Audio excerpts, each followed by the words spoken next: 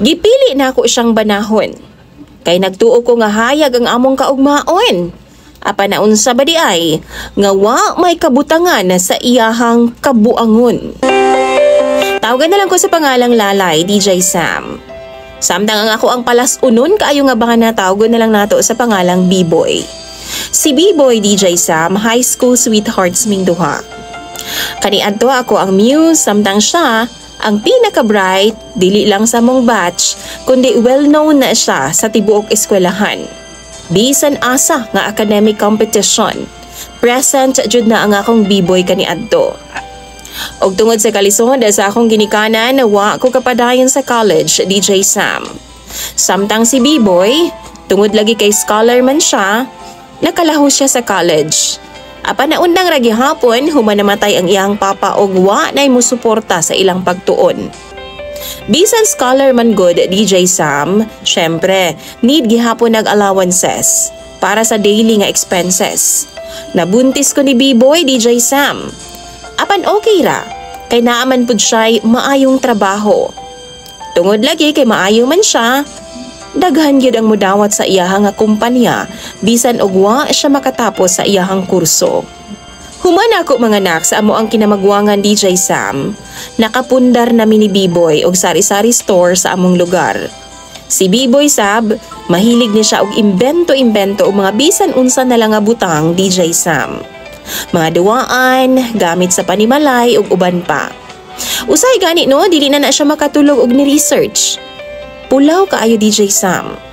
Apan gusto magyud niya nga mahuman ang iyang invention, wa ko'y mahimo.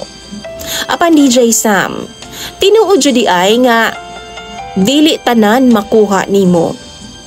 Bisan unsa nimo ka maayo na agid kay apan. First invention niya, tarak-tarak iyang gibuhat, DJ Sam. Perti in taong hilak sa amuang anak. Kay imbis nga paabante ang dagan, paatras naman noon ang dagan sa tarak-tarak nga iyang naimbento. Mao pa naman unta to ang iyahang birthday gift sa iyahang anak, DJ Sam. Excited pa ang bata, maong perting tiyabaw kay lahi raman jud, paatras man ang dagan.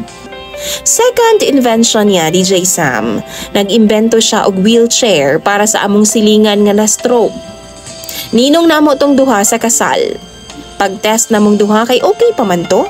Pero unsa bang pagkaunsaa dihang pagkaugma nag-strolling sila diha sa gawa sa bahay nila, ming sutoy naman hinuon og dagan ang wheelchair. Naumod in taon ang tiguang sa durantahan, DJ Sam. May na lang kay wa milaho sa kalsada. Kay kung mao pa to'y nahitabo, delikado kaayo, makasuhan jugway oras ang akong bana, DJ Sam.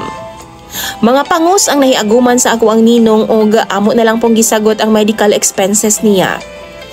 Dako pa namo tong away ni B-Boy, DJ Sam. Og ako siyang gimanduan nga in town undangan na niya iyahang imbento-imbento kay wa gyoy kapaingnan.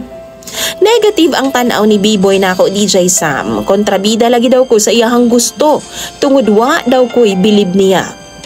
Dili man sa ingon, pero murag ana jud, DJ Sam. Ambot ba? Ang akong dugang gikabalakan pagkaron kay ginasisi ni B-Boy ang iyahang trabaho kay nakalangay lagi daw ug babag sa iyahang imbensyon. Gaplano pa siya, DJ Sam, nga mag-resign na lang daw siya sa iyang trabaho ug mag-focus na lang daw sa iyahang mga invention.